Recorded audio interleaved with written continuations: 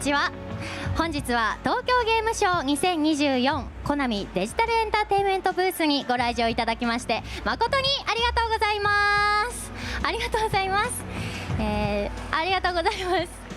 大変お待たせいたしました。ただいまよりメタルギアプロダクションホットライン at TGS2024 のステージを始めさせていただきます。今回のステージではメタルギアソリッドデルタスネークイーターの実機でのプレイをご紹介させていただきます。いつものホットラインは収録したものを編集して配信しているのですが、本日は東京ゲームショウ2024コナミデジタルエンターテインメントブース特別ステージから生配信でお届けいたします。本日の司会進行を務めさせていただきます桃山月香と申します。どうぞよろしくお願いいたします。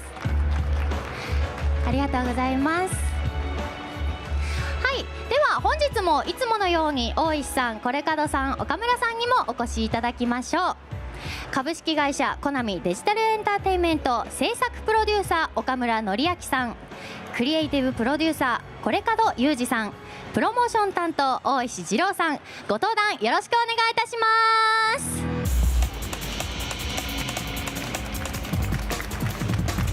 す。はい、こちらまでお願いいたします。それでは改めまして皆さんにご挨拶をお願いいたします。はい、メタルギアシリーズのですね、プロモーション担当をしております大石と申します。よろしくお願いします。お願いいたします。はい、クリエイティブプロデューサーのコレカドです。よろしくお願いいたします。お願いいたします。はい、制作プロデューサーしております岡村でございます。よろしくお願いいたします。はい。ですね、実は先に僕、はい、言っとかない、お断りをちょっとしとかないといけない。はい、何ですか？ネットでちょっと一応エゴサ的なことやってたりはしてるんですけど、はい、ものすごく今日ここで発売日の発表をするんじゃないかと、もしご期待されてる方がおられたらすみません、発売日の発表はここございませんので、そこは先にすいません。今日は発売日の発表はない。中入らなくなってくると思うので、すいません、ないということだけ、別に揉めてたりするとかいうことではないんですよ。はい、皆さん期待していただいているのをすごいよく分かっていて、言いたい気持ちもあるんですけど、やっぱ発売日って一番のお客様とのお約束だと思ってるんですよ。はい、なのでちゃんと守れない発売日はちょっとやっぱり言いたくないっていうのがあるので、もうちょっとお待ちいただくしかちょっとないかなと思ってます。ということで今日はございませんので楽しんでいってください。はい、ありがとうございます。ではご着席ください。これからいろいろとお話を伺っていきたいと思います。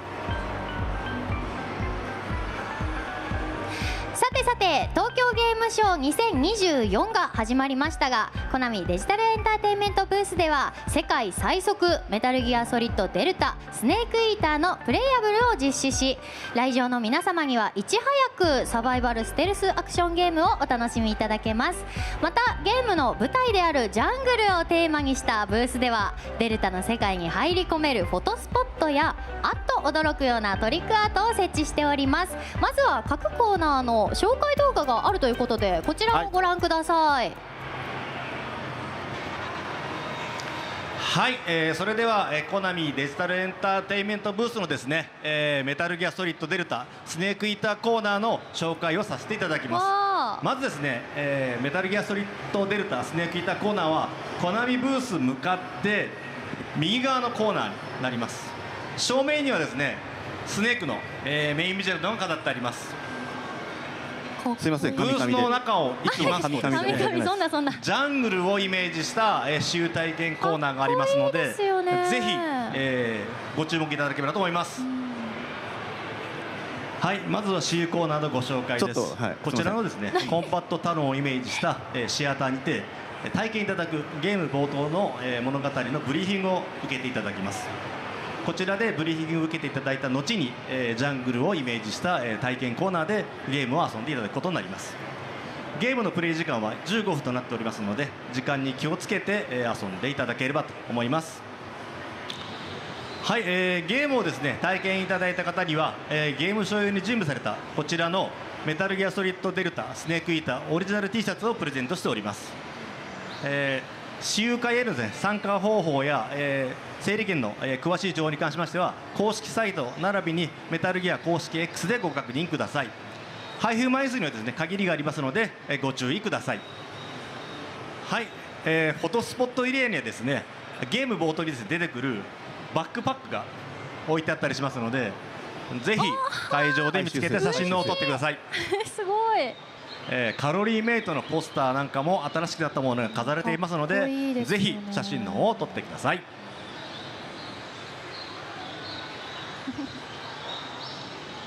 ゲーム中に出てくる吊り橋にですねぶら下がれるみたいな写真が撮れるコーナーもあります。ぶら下がってるんだ。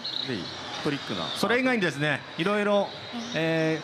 トスポットエリアではいろんな写真が撮れますので、ぜひ東京ゲームショウ会場まで来て撮影の方を楽しんでいただければと思います。はい、フォトスポットにですねご入場いただいた方にはこちらのメタルギアソリッドデルタ、スネークイーターオリジナルフライヤー&カロリーメイトをお配りしてますので、この機会にですねぜひブースで写真を撮って帰ってください。さらにメタルギア公式 X をフォローしてですね、メタルギアソリッドコーナーで撮影された写真を、ハッシュタグ、メタルギア TGS でポストされた方にはこちらの、メタルギアホックスステッカーをプレゼントしております。また、ブース各所でこちらのメタルギアソリッドデルタスネークイーターワニバイザーをですね、配布しておりますので、ぜひこの機会に手に入れてみてください。メタルギアソリッドデルタスネークイーターコーナーの紹介は以上となります。ありがとうございます。お待ちしてます。はい、ありがとうございました。とっても楽しそうでしたね。すみません、カミカミで分かりづらくてすみません。挙動不審な男が説明しておりました。そんなことなかったですよ。あと大石さん、映像に補足して何か紹介いただけることとかありますか？そうですね。ブースの中よく見ていただけると、たまに音なんかもするんですが、なんか運ばれているヘリで車高とか見えたりとかですね。ヘリの音が、ガークやケロタンがいたりとか、ちょっといろんなものが隠れてたりするので、ぜひブースでいろいろ探索していただければと思います。はい、ありがとうございます。ぜひ皆様も東京ゲームショウ2024にお越しの際はコナミデジタルエンターテインメントブースに立ち寄ってメタルギアソリッドデルタの世界で記念写真を撮ってみてください。さて岡村さん、はい、昨日新しいメタルギアソリッドデルタのトレーラーが公開されたとお聞きしたんですけど、これどういったものだったんでしょうか？はい、東京ゲームショウ2024の公式 YouTube チャンネルで、配信されたんですけれども、XBOX 東京ゲームショウ2024ブロードキャストと、いうことの、その番組の中で公開されてます、メタルギアソリッドデルタスネークイーターのオフィシャルトレーラー第2弾となります。で今回はですね冒頭のバーチャスミッション部分の、カットシーンですね、今まであんまり出してなかったんですけど、カットシーンを中心としたお話が分かるようなそういった内容になっているというものでございます。はい、それはここでもお見せいただくことはできるんですか？はい、もちろんです。では映像をご覧ください。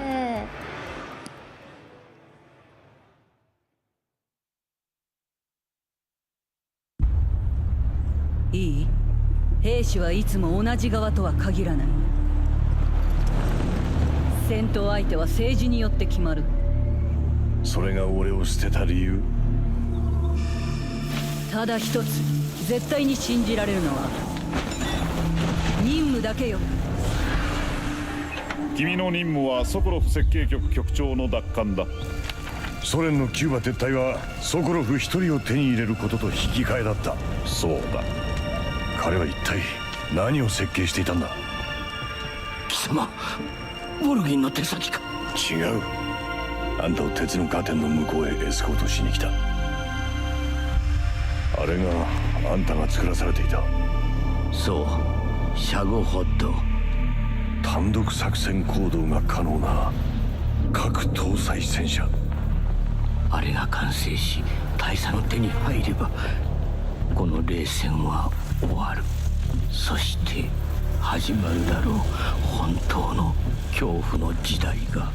世界大戦か。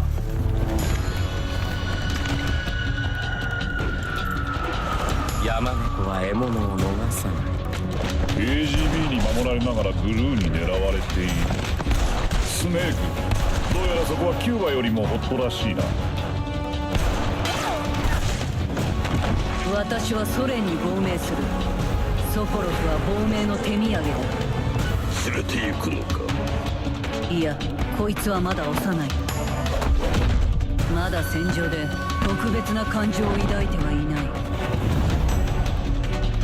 敵対しているとはいえどうしてですか。私が撃つのではない。大佐、これは亡命したアメリカ人あの女が撃つのだ。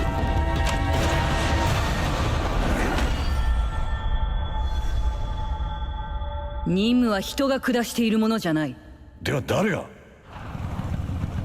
時代よ。少し遅れたかしら。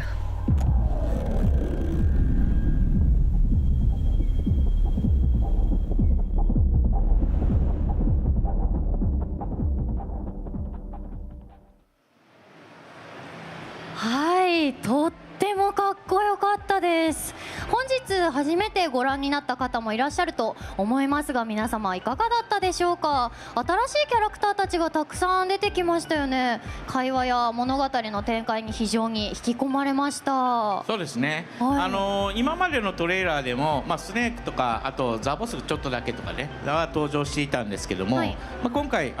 それ以外にオセロットとかボルギンとかエヴァとかですね、いわゆる主要なキャラクターたちが登場したというのが、今回の、初めてお目見えしましたということですね。あとシャコホットも出てきてましたよね。はい、なので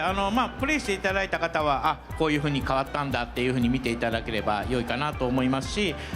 メタルギアのことまだね未経験の方もぜひ今回から始めていただいて全然大丈夫ですのでぜひ遊んでみてくださいませ。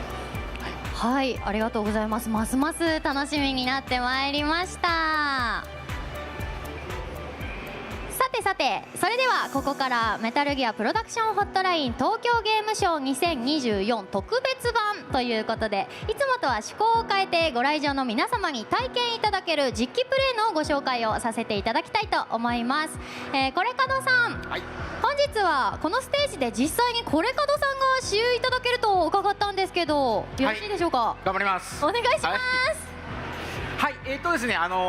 デルタはですねリメイク作品ですので、ゲームの内容というよりはデルタになってどういったところが変わった、どういったところが進化したというところを中心にご説明したいと思います。はい、で最初にですね、ニュースタイル、レガシースタイルについて説明させてください。ちょっとスライドお願いします。ですね、デルタには主に操作感の違う2つのプレイスタイルがあります。で1つ目がよくアクションゲーム、最近のアクションゲームをされているユーザーだったら、素直にスムーズに操作感に馴染める、ニュースタイル、はい、で、はい、もう1つが、はいオリジナルの操作感に違いレガシースタイルとなります。はい、で今回の TGS バージョン、あちらに、設置している C 台の方はニュースタイルの方が遊べるようになっています。はい、でこれから説明の中に、ニュースタイルではとかレガシースタイルではとかという説明が入りますので、デルタには2つのプレイスタイルがあるということをちょっと覚えておいてください。はい、はい、じゃあ、ゲーム画面の方をお願いします。わはい、こちらがですね、メタルギアソリッドデルタのタイトル画面になります。はい、で、タイトル画面2つありまして、こちらがニュースタイルでプレイを進めているユーザーさんが見るタイトル画面になります。でもともとオリジナルのタイトル画面がですね、スネークと敵兵が CQC 合戦をやり合うタイトル画面なんですけど、あちらはですねレガシースタイルで、プレイを進めているとあちらのタイトル画面になります。へー。はい、で、タイトル画面でオリジナルから、ボタンを押すことでいろいろ変化を楽しむ遊びというものが入ってました。はい、はい、で、このニュースタイルのデルタ版のタイトルの方もですね、ボタンを押すことでカメラを動かせたりとか、雨を降らせたりとか、あー、本当だ、風を吹かせたりとか、あとカラーフィルターですね、カラーフィルターを変えたりします。はい、カラーフィルターには昔のオリジナル色味のカラーフィルターも用意しています。はい、ただこの遊びはですねタイトル画面での遊びになっていますので、カラーフィルターについてはゲームのオプションで設定することでゲームの方にも反映することができます。はい、はい、ではゲームの方スタートしたいと思います。スタートします。はい、東京ゲームショウのバージョンはですね難易度設定、については、このゲームショウバージョンオリジナルの難易度設定にしています。はい、で先ほど説明ありましたように冒頭のカットシーン、今回はブリーフィングエリアで見ていただいて、私有台の方はいきなりゲームがプレイできるようになってます。はい、はい、最初のステージですね。はい、今回、ゲームの多くのステージとなるジャングルの作りには力を入れて作らせていただきました。すごい。はい。であとプレイヤーと敵兵のアニメーションについてもオリジナルのアニメーションを参考に、ほぼほぼ作り変えています。へえ。はい、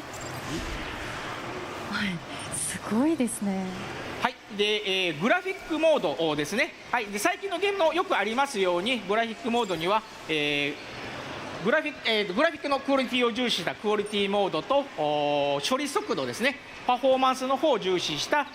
落ちちゃった、ごめんなさい、はい、もう一回パフォーマンスモードを2つ用意する予定となっています。はい、で今回ゲームショウのバージョンはですね、グラフィック重視のグラフィックモードの方を搭載してます。へえ、ね、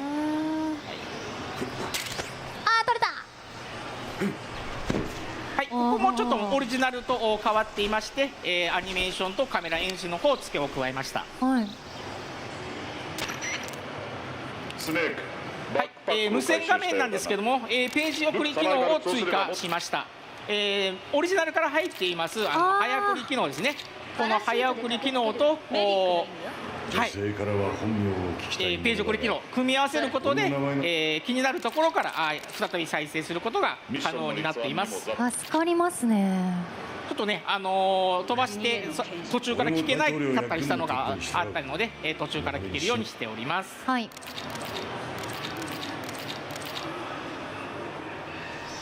スネーク、まず CQC の基本を思い出して。で本当非常に小さいことで恐縮なんですけども、はい、カットシーンを途中で、ポーズできるようにしました。これ助かりますね。はい、オリジナルもう10年前数十年前なんですけども、はい、カットシーン中にトイレに行けないという意見をですね、はい、たくさんいただきましたので、ポーズ機能つけさせていただきました。は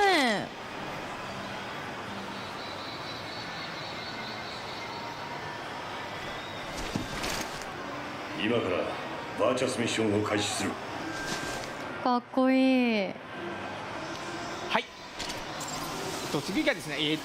ヘッドアップディスプレイですね。ライフゲージが今、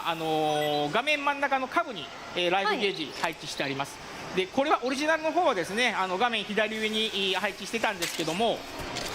ニュースタイルで TPS 操作をしていると自然と画面の真ん中あたりを見ることが多いんですね。で、そうなるとこの真ん中下あたりの配置っていうのがユーザーが目をあまり移動せず目に入る位置となってますので、この配置にデフォルト配置させていただいています。はい、はい、ただオリジナルの左上配置するライフゲージのパターンも用意してありますので、オプションで切り替えて設定できるようになってます。はい、でですね、もう一個左下に、コンパスというアイコンを追加しました。はい、ですね。はい、これもですねTPS 操作で、敵兵と交戦したりしていると自分の進むべき道が分からなくなるっていうことがよくあったんですね。でオリジナルの時には、ほぼ上画面に進んでいけばおのずとゴールにたどり着けるっていうゲームデザインになっていたんですけども、はいはい、そこが分からなくなってしまったのでアイテムとして、コンパスを加えました。はい、ただコンパスはですねアイテムですので、他のレーダーとかとは一緒に使えませんので、状況に応じて使え分けるようにしてみてください。はい、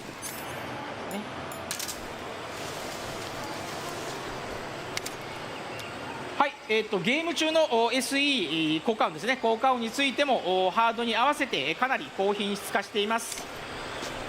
でカットシーンのサウンド BGM についても2チャンネルから 7.1 チャンネルにアップミックスしてまして、音響的な演出をかなり強化していますので、はい、臨場感かなり増しています。2から7ってすごいですね。はいはい、ですね、ガーコです。ガーコちゃん。はい、探索用として、ガーコを各ステージに配置しております。はい、ちょっとスライドの方お願いします。お。はい、ですね、オリジナルの方、探索要素として、ケロタンっていうのをカエルの人形なんですけども、そちらを配置、していました。で、このケロタンとガーコっていうのはもともとうちのグッズ商品だったんですけども、ガーコさんはケロタンのお友達という設定ですね。はい、でこのガーコの方、新しくデルタの方で探索要素として配置してます。でガーコさんの方がですね、おしゃれさんでして隠してる場所に応じてギリースーツで擬態してますので、ちょっとケロタンよりは見つけにくい、黄色なんで少し違和感があって、そこを見ていただけると見つけることができると思いますので、はい、擬態しているガーコさんを見つけていってください。ゲームショーのバージョンの方にもですね、何体か隠しておいてますので、ぜひ、はい、発見してみてください。探します。はい、はい、ゲームに戻ります。はい、よし、男。で次カモフラ率です。ライフゲージの隣に今 15% といってカモフラ率が表示されています。はい、で、カモフラ率はですね、汚れると、変化します。上がりました。はい。で、この汚れはですね、ほっといたら自然と乾いて落ちていくんですけども、はい、カモフラを着替えることで、すぐにきれいにすることができます。はい、で、以前ですね、このホットラインの方で、プレイヤースネークの体についた傷跡は、はい、傷の跡としてずっとゲームオーバーまで残り続ける、受けた傷は治るけども傷跡として残り続けるという説明をさせていただきました。はい、で同じようにですね、カモフラスーツの方も銃弾を受けたりすると、穴が開いたりとか傷がついたりとか、はい、どんどん傷んでいきます。はい、でこれは泥汚れは着替えることできれいになるんですけども、はい、開いた穴とかですね、傷ついたものは最後まで、残り続けますので、これがですね、お気に入りのカモフラスーツ着てると余計にどんどん傷ついていくっていうことになってしまいますので、ボロボロになっちゃう、はい、大事なカモフラは大事に使っていただいたらいいなと思います。はい、でスネークイーターは状況に合わせて、カモフラを切り替えて敵兵の目を欺くっていうことが基本大事な戦略になりますので、はい、そのカモフラの着替えが素早くできるようなクイック機能を追加しました。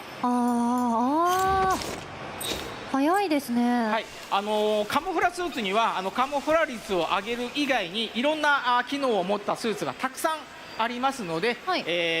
気軽に着替えることで試着じゃないんですけども、いろいろ試していただいて、いろんな遊びをユーザーさんが見つけていただけたら、はい、思ってます。はい、はい、またこれも同じくですね、無線の方も、スネークイーターかなりのボリュームある無線が用意されています。でその無線についてもなるべく簡単にアクセスできるようなショートカット機能を追加させていただきました。クイックだ。はい、ジャングルへの潜入にカムフラージュは不可欠よ、ね、カムフラージュをするにはまず、はい、それでですね、はい、今回もですね、大塚政府さんにご協力いただきましてカロリーメイトを実装させていただきました。はい、もっと食わせろ大好きだ。はい、ちょっとここでスライドお願いします。はい、ブースの方には飾ってるんですけども、 TGS に合わせてポスターを2つ作らせていただきました。はい、こちら側がですねスネークがモデルになっています。オリジナルの時にもカロリーメイトさんのポスター、コラボポスター作らせていただいて、こちらがデルタ化したものになります。はい、でまた対という形でエヴァをモデルにしたポスターも作らせていただきました。はい、はい、ちょっとスネークが持ってるカロリーメイトとエヴァが持ってるカロリーメイト種類が違うんですけども、でこれすいません、じゃあゲームの画面の方に戻していただいて、これまたちょっと小さいことで大変恐縮なんですが、ニュースタイルで持っているカロリーメイトがチーズ味となってまして、はい、レガシースタイルだとこれがチョコレート味に変化します。もう効能自体は全く変わらない、本当小さいことで本当申し訳ないんですけど、はい、変化します。はい、タイトルとかですね、このカロリーメイトの種類のようにレガシースタイルとニュースタイルで、少し変化するところがありますので、発売後皆さんプレイされている時に見つけていただけたら嬉しく思います。はい、でですね、フード食料ですね、カロリーメイトの食料はですね、武器として装備することができます。これはオリジナルからですね。はい、カロリーメイト食料ですね。はい、持ってる。でこうやって敵兵をおびき寄せたりとかですね、腐った食料を敵に与えることで敵のお腹を壊させたりとかして、うまくゲームを進むっていう戦略を取ることができます。はい。でですね、今回このカロリーメイトを装備している時だけなんですけど、一緒にしてボタンを押すと。ポスターと同じポーズが取ることができますので、さっきのポーズだ。はい、他のゲームにありますようにフォトモード、はい、ユーザーさんが好きなカットアングルで、写真化するフォトモードは実装しますので、はい、それを利用してポスターと同じ状況とかアングルとか、見つけていただいて撮影して、もらったら楽しいんじゃないかなと思っています。楽しいですね。はい。はい、ここから敵兵が出てきてちょっと戦闘になりまして、ここから先は皆さんプレイして確かめてください。はい、私有の方以上となります。ありがとうございます。はい、ありがとうございました。オリジナルと比べてゲームシステム面でいろいろと変更されたということがよく分かりました。はい、ゲームデザインの方はほぼ書いていないんですけども、はい、これから遊んでいただくユーザーさんが、より遊びやすいような機能の追加であったりとか調整等させていただけております。はい、クリエイティブプロデューサーのコレカドさん自らプレイしながら説明いただけるというのがすごく分かりやすかったです。私ももう一度使用してみたくなりました。番組を生配信でご覧の皆様も、もし明日からの2日間東京ゲームショウにお越しになられる際はぜひぜひ体験してみてください。さて、ここからは商品情報のコーナーです。大石さん、はい、メタルギアシリーズの関連商品情報があるということなんですが、伺ってもよろしいでしょうか。はい、まずこちらの映像をご覧ください。はい。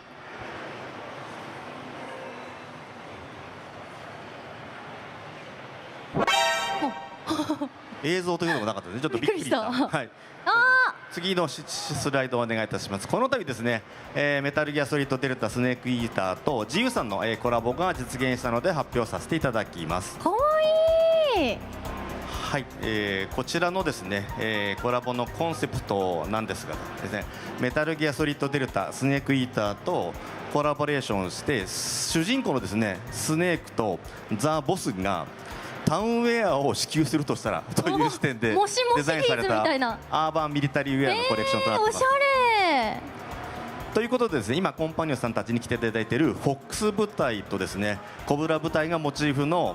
パデットブルゾン、フリースジャケット、ダブルフェイスパーカー、それからですね、ラウンジウェアソックスとのアイテムが10月25日から発売予定となっております。はい、ジグさんの特設ページではですね商品を見たりお気に入り登録ができますので、ぜひQR を読んでですね、アクセスして見てみてください。はい、日本の他にもですね中国、台湾、香港、アメリカの自由にて販売予定ですが、詳細は、各国の自由オンライン、ストアや自由公式 SNS でご確認いただければと思ってます。幅広いですね。はい、で続きましてですね、はい、こちらに置いてあるんですけど、ブシロードクリエイティブさんからですね、はい、メタルギアソリッドシリーズのキャラクターをイメージしたカプセルラバーストラップですね。こちらは来年のですね2月ぐらいに発売予定となっております。はい、この、スネーク以外にもこのワニキャップを着たですねスネークさんだったりワニキャップだ結構いろんな種類が、登場する予定ですので、あと段ボールを、かぶった本当だ可愛いちらっと覗いてラバーストラップがたくさん、登場予定ですので、お楽しみにお待ちいただければと思っております。集めたくなっちゃいますね。はい、これ結構食感もいいですね。これはすごく集めたい。はい、あと最後にですね、メタルギアソリッドのですねプライズ景品がですね全国のアミューズメント施設に登場予定となっております。いろんなですね舞台ショーですとかアラートマークとか段ボール、メタルギアソリッドのですね世界観に浸りきれるファン一見の一品がですねどんどん、登場してきますのでお楽しみにしていただければと思います。マットかっこいいですね、結構ねこの大きいバスマットなんて結構大きいです、クッションもマットも全部大きいですね。結構部屋に映えるなと思って、はい、ちょっと注目しております。はい、お姉さんの胴体ぐらいありますよ。そうですね。でっか、あとブルブルぬいぐるみもね、ブルブル紐を引くとブルブル震えて前に進むっていうちょっとね新しいぬいぐるみの、ものになりますので、ぜひ手に入れていただけると思います。はい、わあなんかリビングにも寝室にもいっぱい飾りたくなっちゃいますね。はい、はい、ありがとうございます。ありがとうございました。わあ欲しいな。はい、岡村さん。はい。メタルギアソリッドマスターコレクションボリューム1についてもアップデート情報があると伺ったんですけど、よろしいでしょうか。はい、9月25日にSteam 版ですね、の MGS2、MGS3 についていくつか機能改善のアップデートをリリースいたしました。こちらの資料をご覧ください。はい、簡単に言うとですね、オリジナルゲームのイメージにできるだけ近いテイストというのがこの左側にあるオリジナルモードというやつですね。で、あとはアップスケールの方法論を新しくして、若干いろいろ画面全体として、シャープな感じに見えるような、そういったモードというのが選べるようになったということかなと思います。これ画面のねいわゆる高解像度化ですねに関してはこれで最後だと思ってるわけでは実はないんですけど、まだやろうと思ってることあるんですけど、まずはですね一つの成果としてですね今回のアップデートで提供させていただいたということです。はい、次の資料をご覧ください。はい、その他ですね、まずこれもご要望が多かった機能なんですけども、キーボードやマウス操作の割り当てを変更することができるようになりました。あと下の方に書いてあるんですけど Steam コミュニティアセット対応ということも対応しておりますということです。でマスターコレクションボリューム1についてはまだまだ実は、さっきも言いましたやろうと思っていることあってですね、なんならいつまでやってんねんってちょっと言われるのは覚悟でなんですけど、これから先ね10年20年メタルギアやっぱり遊び続けていただきたいなと思うのでやりきるところまではやりきろうということで制作の方頑張って滑っております。今後の情報もですねこのホットラインの方でまたご紹介いたしますので、お待ちいただければと思います。はい、ありがとうございます。どんどん更新されていくんですね。さてイベントも残り時間わずかとなってまいりました。それでは最後にご登壇者の皆様からコメントをいただきたいと思います。はい、では順番に大石さんからお願いいたします。はい、引き続きですねホットラインでは、制作の情報等をですね随時公開していきたいと思いますので、楽しみにお待ちいただければと思っております。ありがとうございます。続いてコレカドさんもお願いいたします。はい、制作の方もう少し、かかってしまうんですけども、チーム一同頑張っておりますので引き続きよろしくお願いいたします。ありがとうございます。最後に岡村さんもお願いいたします。はい、この東京ゲームショウですね、私有のブース、ございます。割とすぐに配布が終了してしまってっていう形でちょっとね、もうちょっと残念って思ってらっしゃる方もおられるかもしれませんけども、あっという間でしたね。朝とお昼とですかね2回配布してますのでぜひ並んでいただいてやっていただければと思います、はい、それ以外にもですねフォトスポットのコーナーとかですねいろいろ楽しめるように、割と頑張って、作ったつもりですのでぜひ、東京ゲームショウお越しの時はですね、メタルギアのブース楽しんでいただければと思います。はい、皆様ありがとうございました。今回の生配信いかがだったでしょうか。ご意見やご感想などいただける場合は YouTube の概要欄のリンクまたはメタルギア公式 X でポストさせていただけますのでお願いいたします。たくさんの投稿をお待ちしております。以上メタルギアプロダクションホットライン at TGS2024 でした。またお会いしましょう。ありがとうございました。